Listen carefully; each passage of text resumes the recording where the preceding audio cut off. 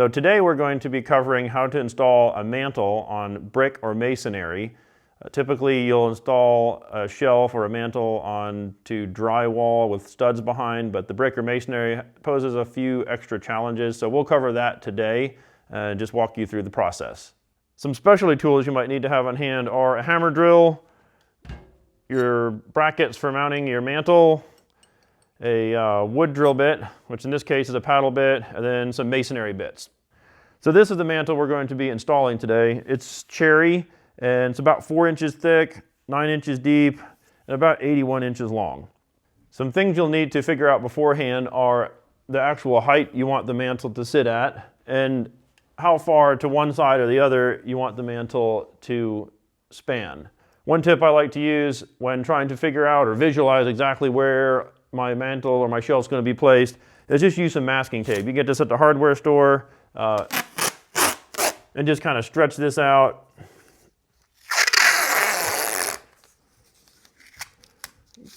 Kind of give a good idea whether it should be higher or lower. You can also write on this as well, so you're not actually writing on your brick or your stone. Now that I've got my approximate location marked, I'm going to find the center or close to the center, which is going to be my first hole that I drill. To make things a little easier, I'm going to start off with a very fine pilot hole and then go to a larger drill bit, which is going to accept the rod that I place in there. This pilot hole is going to help guide this drill bit in a little bit straighter. So not 100% necessary, but it'll help make the process go a little smoother. One thing you want to make sure to do is mark the depth of your drill bit so you don't go too deep into your material. In this case, the shank of the drill bit here ends up where the chuck stops, so that's going to keep that from going in too far. But if you have a longer bit, mark it with a Sharpie marker or just wrap a little bit of a masking tape around. That way you kind of have a good gauge for the depth. Another thing which is handy is have a vacuum to catch some of the dust, kind of limit your mess.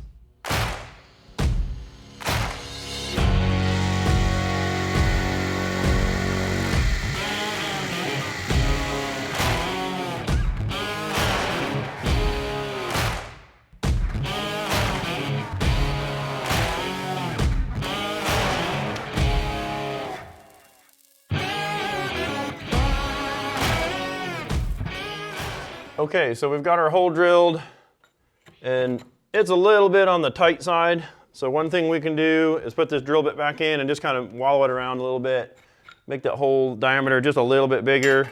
Try that a few times and get it just right.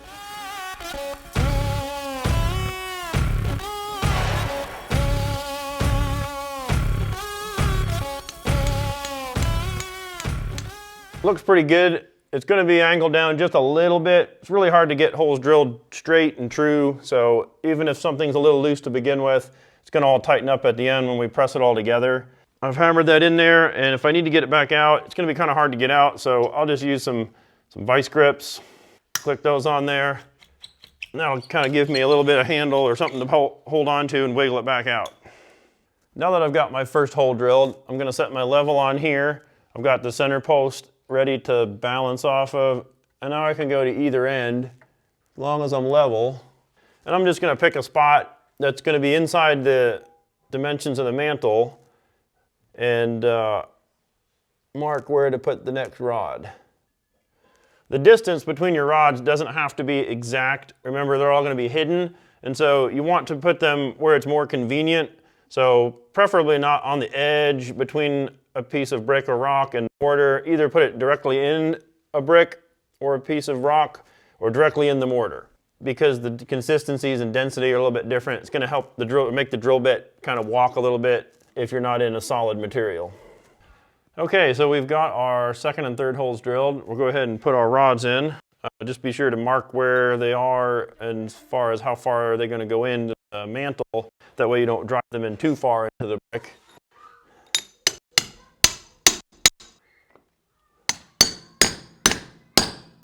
This one's going to be a little tight.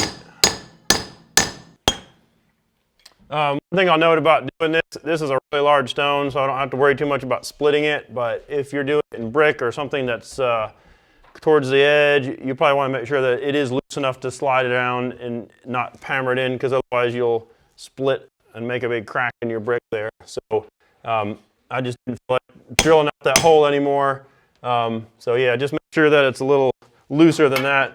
Now that we've got the rods in, what I'm doing is setting the mantle on top, oriented up so I can kind of get an idea where to put it side to side.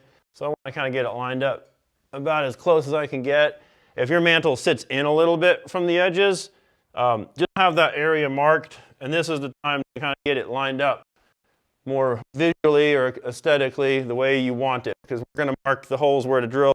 Okay, I think I've got it centered the way I want it now. So my next step is to mark in the back side of the mantle where I want to drill the holes. Best way to do this, we've already got these rods coming out, so just make some pencil marks where they come out.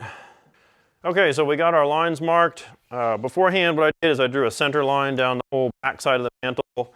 So when I made these marks where the rods ended up being, where we intersect that line, that's kind of where I'm going to want to drill that hole to slide those rods into.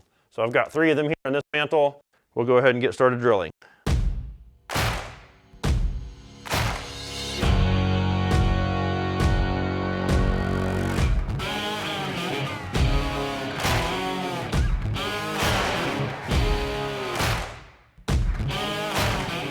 So we got the holes drilled. So just go over a couple of things quick. The reason I got the mantle kind of between my legs like this is because I can see pretty easily as I'm looking straight down on it if it's tilted from one side or the other. And the same thing for the drill. Just looking straight down on it helps me get a little straighter. If you have a second person to help you, they can look through the side and they can kind of tell you, move the drill back a little bit one way or the other to kind of keep it straight up and down. That'll just help you be a little more accurate. I've got these holes drilled now. One thing you do want to do, there's a lot of sawdust in there. I tried vacuuming it out and not all of it came out. You can flip it over and kind of tap it. You can take a little straw or something, hook it up to your vacuum and kind of, okay, that's much better there. See, this wobbles just a little bit. That's perfect. You could even afford to have it a little looser than that. You can see those holes.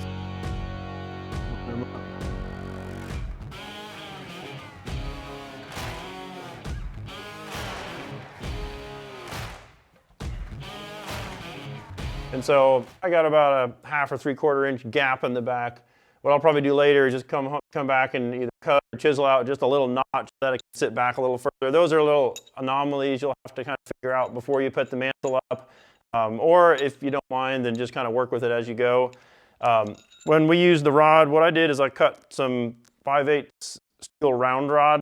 You can get this at a hardware store or metal yard. 5/8 is probably a little bit overkill. You could probably do with 1/2 inch on this. Another option, if you don't have the round rod, is go to the hardware store and just get some big long bolts. Cut the head off with either a hacksaw or an angle grinder, and essentially you have the same thing. Don't worry about the threads here. Just stick them in the rock or in the wood, and you can kind of get yourself a pretty inexpensive homemade bracket that way. Another thing you can do is if your mantle is not perfectly level, wallow out the holes in the back of the wood just a little bit and use either a screw or a shim to kind of tilt it up a little bit. If your mantle is really loose and you're worried about it wobbling off, measure where the rods go.